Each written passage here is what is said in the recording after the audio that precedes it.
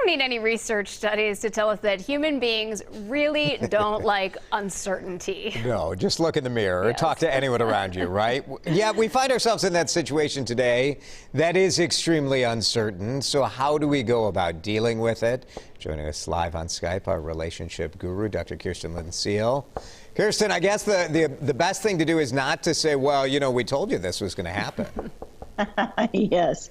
Yeah, that's a good thing to not say. Not helpful. Absolutely. Yes. How do we deal with this, though? It's very challenging, I think, to address our reality when you're unsure of the outcome.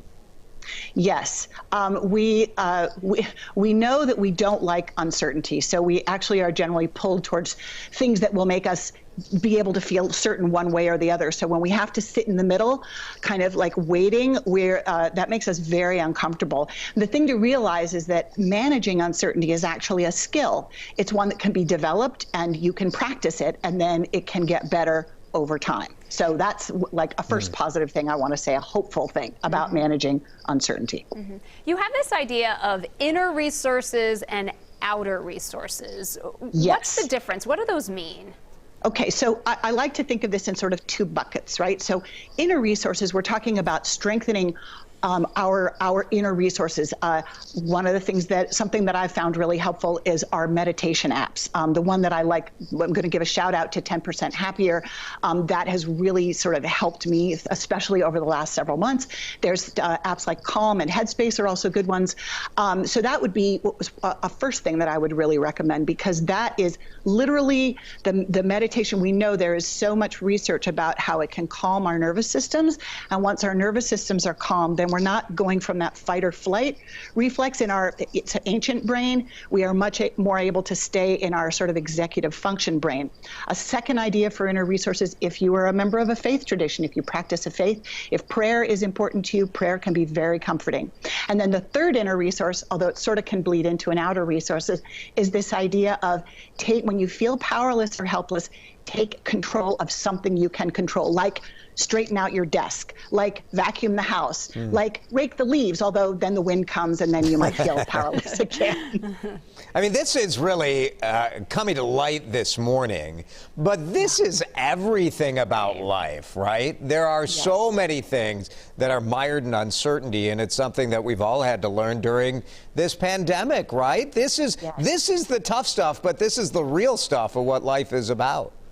Yes, that's exactly right. You know, and when you think of, you know, people that we think of, like, say, the Dalai Lama, who just seem like full of joy and calm, it's not that people like that don't feel or get distressed or have troubles or become sad and frightened and angry.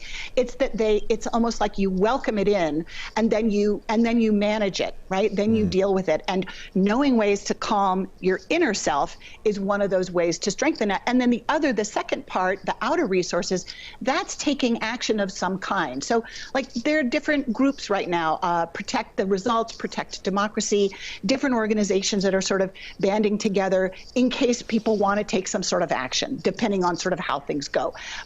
And you can call, you know, your representatives, call your senators. So the idea is looking inward to calm and strengthen, and then looking outward to take whatever kind of action feels right to you. You know, things are going to be very different for different people. Sure. Do you recommend people talk to each other about this? I do. And right now, you know, there are a lot of great, like Braver Angels is a great organization around talking across the political divide. Honestly, right now, my recommendation is to find people of like mind and sort of talk, commiserate, plan, you know, how are we going to get through this? I had a good friend and colleague who said that she was aware of this buddy system where one person could take like a day off and completely unplug, but the other person promised to call them in case something big happened that they knew they would want to know. That's not bad. Yeah. Nice. Isn't that a great idea? Right. So, yeah, I'm going to be implementing that. Very good. All right, Kirsten, we appreciate it. Thank you. Good luck navigating this. Thank you, and best of luck to you guys, too.